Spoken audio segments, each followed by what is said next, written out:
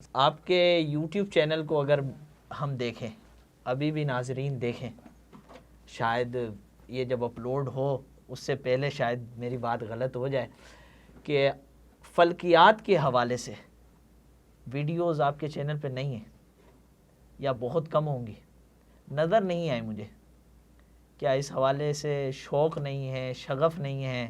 معاملہ بہت حساس ہے یہ ایک وجہ ہو سکتی ہے، اور دوسرا ہو سکتا ہے اس کے حوالے سے کوئی ایسا ایشو بھی برننگ نہ آیا ہو.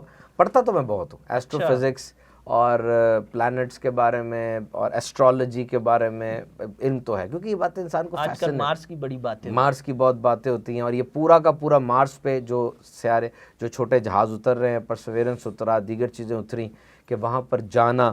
دیکھیں دنیا کے کچھ امیر ترین لوگ ہیں جنہوں نے اتنی دولت اکٹھی کر لی کہ وہ دنیا کی ہر چیز خرید سکتے ہیں. اب وہ دنیا کی تو آ گئی، اب وہ دنیا سے باہر جا رہے ہیں. اور ان لوگوں کی جو دوڑ ہے وہ سیاسی نہیں ہے بلکہ وہ ایک علمی دوڑ ہے.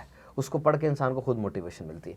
وہ مریخ پہ جانا چاہتے ہیں، مریخ کو کالونائز کرنا چاہتے ہیں، وہاں پر انسان کو بسانا چاہتے ہیں. لیکن اب انسان وہاں مریخ پر گیا تو یہ ایک اصول ہے کہ وہ واپس آ سکتا ہو تو مشن جائے گا، ورنہ مشن نہیں بھیجیں گے وہ. اب واپس نہیں آنا مشکل ہے، بہت دور ہے، اور اتنا ایندھن نہیں ہوگا. مریخ کے اوپر آکسیجن بھی نہیں ہے، تو وہاں انسان چلا گیا، وہاں جا کے آکسیجن نہیں تو مر جائے گا. جتنی آکسیجن دنیا سے لے کر گیا وہی چلے گی نا. تو وہاں انہوں نے باقاعدہ ایک ایسا نظام بنایا کہ مریخ میں جو ہوا میں گیسز ہیں ان کو ایک کیمیکل ریئیکشن سے توڑ کے آکسیجن بنا رہے ہیں، اور اس پہ کامیاب ہو گئے ہیں وہ. اور اس پہ یہ بھی سوچا جا رہا ہے کہ مریخ کی جو زمین بالکل بیرن ہے، بنجر ہے. دنیا میں بھی ایسے کی جگہ تھی جن کے بارے میں سائنس کہہ چکی تھی یہاں کوئی زندگی نہیں ہے، لیکن وہاں پر پانی گرا، دیگر حالات آئے تو زندگی نمودار ہوئی، چھوٹے چھوٹے وائرس، پیتھوجنز، بیکٹیریاز، مائکرو آرگنزمز کے ذریعے. تو مریخ پر بھی اسی قیاس کے ساتھ وہ کام کر رہے ہیں. تو یہ باتیں فیسینیٹ مجھے کرتی ہیں. لیکن دیکھیں عاصم بھائی، ایک تو میں نے آپ کو بتایا معاملہ حساس بہت ہے. دوسرا میں آپ کو یہ عرض کروں، دیکھیں سودا ریڈی پہ وہ لگاتے ہیں جس کا گاہک ہو. یہ ایک عادت ہو جاتی ہے، پتہ چل جاتا ہے کہ گاہک کون سا ہے. یہ مارکیٹ ہی ہے نا.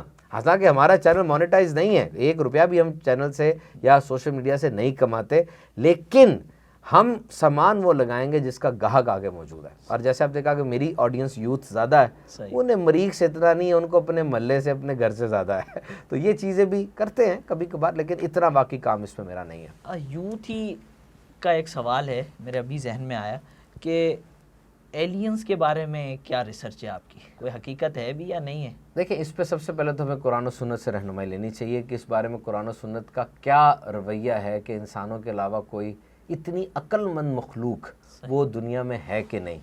اب اس میں لوگوں نے اپنی یا تو پبلسٹی کے لیے یا کس کے لیے کہا ہے کہ جی سگنلز آتے رہتے ہیں، بات ہوتی رہتی ہے. دیکھیں دنیا میں بہت سی چیزیں ٹاپ سیکرٹس ہیں، اس میں تو کوئی شک نہیں ہے. انٹرنیٹ عوام میں تب آیا جب انٹرنیٹ بنانے والوں کے پاس انٹرنیٹ سے کوئی 100 گنا بڑی ٹیکنالوجی آ گئی تھی. اچھا ایک بات یاد رکھیے گا، دنیا میں بہت سی اہم ترین ایجادات جو آج ہمارے معاشرے میں ہیں یہ جنگی مقاصد کے لیے بنائی گئی تھیں.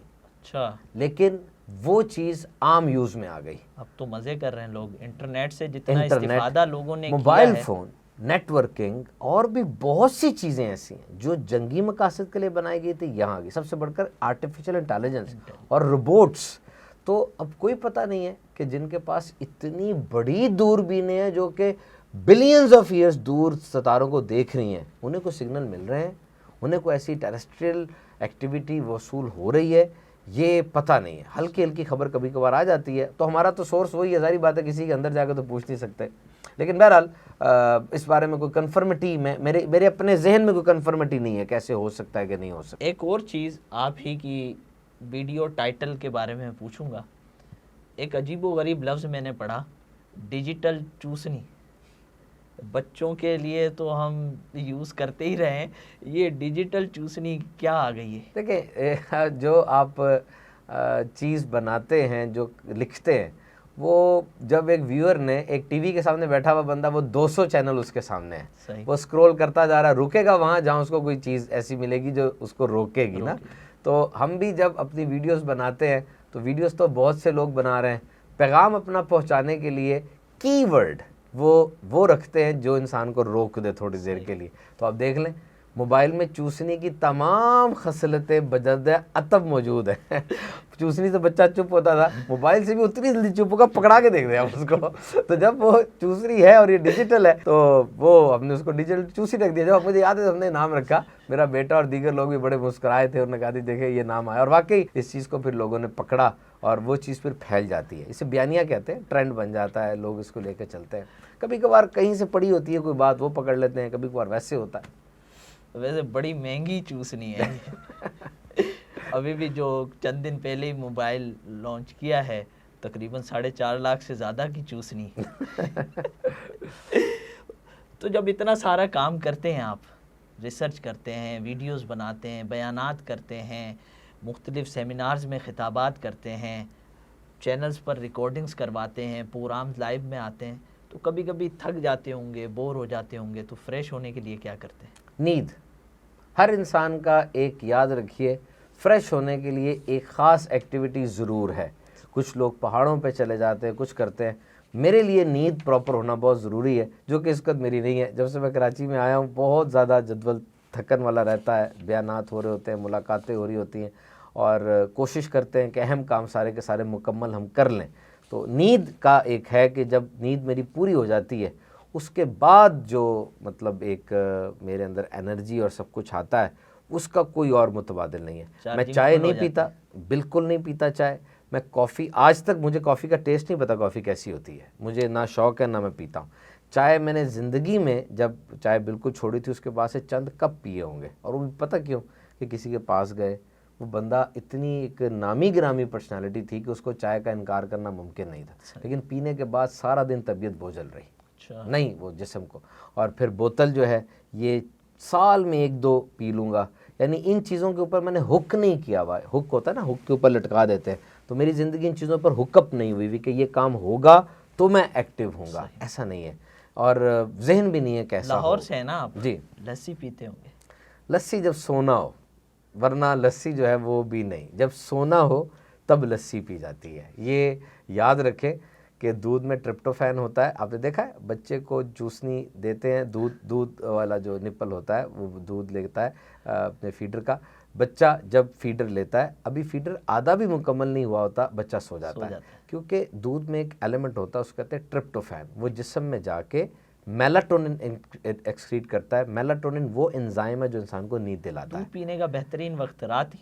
رات کو اگر آپ نیند لینا چاہتے ہیں تو آپ پی لیں. دودھ وہ چیز نہیں ہے جس کے بارے میں کہتے ہیں نا سونے میں اور کھانے میں 2.5 گھنٹے کا فرق ہونا چاہیے. دودھ وہ کھانا نہیں ہے. آپ گرم دودھ, کوسا اس کو پنجابی میں کہتے ہیں, وہ پئیں اور پھر بتائیں کہ نیند پہ آپ کا کتنا اثر ہوتا ہے, فائدہ ہوتا ہے اس سے. تو نیند کا ٹائم فکس ہونا چاہیے. نیند بھی دودھ کی یا دوائی کی محتاج نہیں ہونی چاہیے. نیند کا ٹائم فکس ہو, اس ٹائم پر خود بخود آپ کا جسم نیند کی طرف جائے اور پھر آپ سو جائیں اور اپنا وقت مقرر کر کے اٹھیں.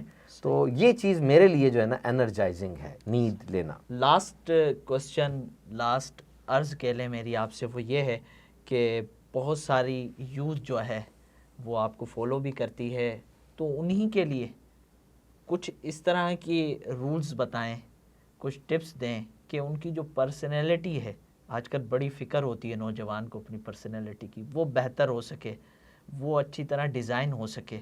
لوگ متاثر کرنا چاہتے ہیں لوگوں کو, تو متاثر کن شخصیت کس طرح بن سکتے ہیں؟ 1 word, study, education, knowledge, no substitute of this word. میں نے جتنا علم کو فائدہ مند پایا ہے اور جتنا علم والی شخصیت کو دیکھا ہے, یہ اس کا کوئی متبادل نہیں ہے. آپ اپنے علم پہ فوکس کریں. عالم دین بن رہے ہیں, علم پہ فوکس کریں. آپ انجینئر بن رہے ہیں, بہترین انجینئر بنیں. ڈاکٹر بن رہے ہیں, آپ سے بہتر علاج کوئی نہ کرتا ہو. زبردست. آئی ٹی والے بن رہے ہیں, وہ چیزیں نکال کے لے کر آئیں کہ یورپ بھی حیران رہ جائے. آپ فائنانس آفیسر بن رہے ہیں, اپنی اس فائنانس کے اندر یوں ہو کہ لوگ اپنا آڈٹ کروانے کے لیے آپ کو ڈھونڈیں, یعنی اپنی فیلڈ میں پرفیکٹ بنیں. اور اگر ایسا کچھ ہوا کہ آپ سکل کی طرف آ گئے, ڈگری آپ نے نہیں لی اور آپ کوئی مہارت کی طرف آ گئے, تب بھی گرو آپ ہی ہوں. کپڑا بیچنے میں آ گئے تو اب کپڑے سے بہتر آپ کا کسی کو پتہ نہ ہو, لوگ ڈھونڈیں آپ کو. اور یہ کیسے ہوگا؟ ہارڈ ورکنگ سے, سیکریفائس سے. آپ کو دن رات کی قربانیاں دینی ہوں گی, آپ کو سخت محنت کرنی ہوگی, اور آپ کو سیکھنا ہوگا. جیسے کہتے ہیں کاروبار میں گئے تو مارکیٹ سے تھپڑ چپیڑے نہیں پڑیں گی نا, کاروبار نہیں آپ کر سکتے. اور جب پڑھائی میں آپ آئے تب بھی آپ کو دن رات لگانا پڑے گا. تو پڑھائی کا جو عمر، اور یہ یاد رکھیے گا پڑھائی کی عمر ایک ہی ہوتی ہے، یہ تقریباً 15 سے 25 سال تک. اس کے بعد پڑھائی نہیں ہوتی.